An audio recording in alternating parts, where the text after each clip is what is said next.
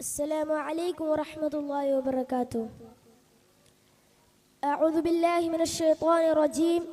بسم الله الرحمن الرحيم. الحمد لله الصلاة والسلام على أشرف المرسلين وعلى آله وصحبه أجمعين. أما بعد. ഏറ്റവും ആദരം നിറഞ്ഞ ഉസ്താദുമാരെ, പ്രിയപ്പെട്ട വിശിഷ്ട വ്യക്തികളെ, AI കാലഘട്ടത്തിൽ ജീവിക്കുന്ന നമ്മൾ ഒരു ബട്ടൺ ക്ലിക്കിൽ ലോകത്തിലെ മുഴുവൻ വിവരങ്ങൾ കയ്യിലൊതുക്കുന്നു. ചൊവ്വയിലേക്ക് റോക്കറ്റ് വിടുന്ന ജീനോം എഡിറ്റ് ചെയ്യുന്ന കാലമാണിത്.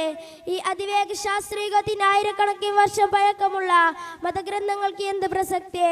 മതവിജ്ഞാനം കാലഹരണപ്പെട്ട ഒന്നാണോ? അല്ല എന്നതാണ് സത്യം.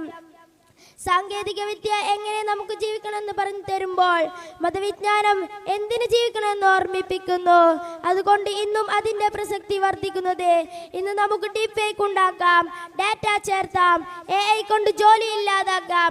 സാങ്കേതിക വിദ്യ ശക്തമാണ്, പക്ഷെ നല്ലതോ ചീത്തയോ എന്ന് ഉപയോഗിക്കുന്ന മനുഷ്യന്റെ മനസ്സാണ്.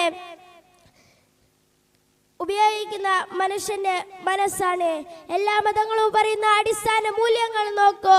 സത്യം, ദയ, നീതി, അഹിംസ, പരസ്പര സ്നേഹം, ഇവയെല്ലാം ഒരു മനുഷ്യൻ സഹജീവികളോട് എങ്ങനെ പെരുമാറണം എന്നതിന്റെ ബ്ലൂ പ്രിന്റ് ആണ്. AIക്ക് നൈതിക എത്തിക്സ് കോഡ് ചെയ്യാൻ കഴിയില്ല, അത് മനുഷ്യൻ പഠിപ്പിക്കണം.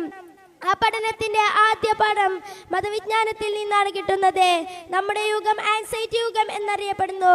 സോഷ്യൽ മീഡിയ, മത്സരം, അനിശ്ചിത ഭാവി, ഏകാന്ത എന്ന് പറയുന്ന ഓരോ 40 സെക്കൻഡിലും ഒരു മനുഷ്യൻ ആത്മഹത്യം ചെയ്യുന്നതാണ്.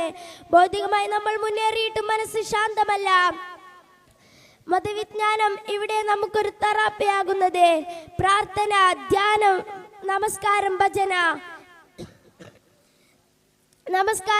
ഭജന, ഇവയെല്ലാം ഒരു മനുഷ്യന് താങ്ങും പ്രതീക്ഷയും നൽകുന്നു. ഇത്രയും പറഞ്ഞുകൊണ്ട് ഞാൻ എൻ്റെ പ്രസംഗം നിർത്തുന്നു. ആഖിർ ദഅവാന അൽഹംദുലില്ലാഹി റബ്ബിൽ ആലമീൻ. വസ്സലാമു അലൈക്കും വറഹ്മത്തുള്ളാഹി വബറകാതുഹു.